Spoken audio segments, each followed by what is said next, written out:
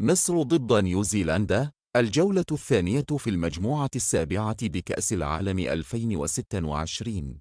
يواصل المنتخب المصري مشواره في دور المجموعات من كأس العالم 2026 عندما يواجه منتخب نيوزيلندا في الجولة الثانية من المجموعة السابعة التي تضم أيضا بلجيكا وإيران، في مباراة مهمة قد تلعب دورا كبيرا في تحديد شكل المنافسة على بطاقات التأهل.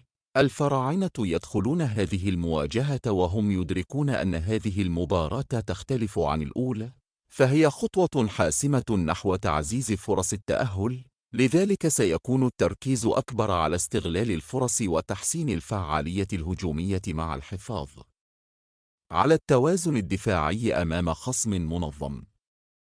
أما منتخب نيوزيلندا فيسعى لتقديم أداء قوي أمام منتخب يمتلك خبرة أكبر على مستوى البطولات الكبرى، معتمدين على الانضباط التكتيكي ومحاولة خطف نتيجة إيجابية تبقي على آمالهم في المجموعة.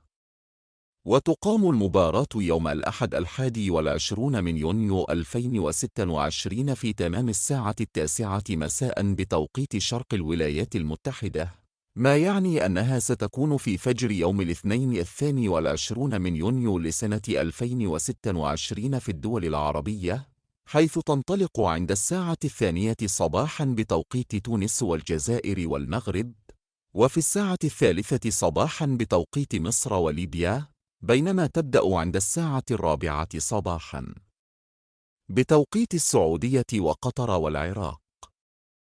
أما القنوات الناقلة في الدول العربية فستكون عبر شبكة بي سبورت من خلال القنوات الرئيسية وقنوات الماكس، إضافة إلى خدمة بي إن كونكت، وكذلك منصة تود وهي خدمة البث الرقمي الرسمية التابعة للشبكة. مباراة تعتبر خطوة مهمة في طريق التأهل، فهل ينجح المنتخب المصري في حسمها لصالحه؟ أم يفاجئ منتخب نيوزيلندا الجميع ويعقد حسابات المجموعة؟ شاركونا توقعاتكم.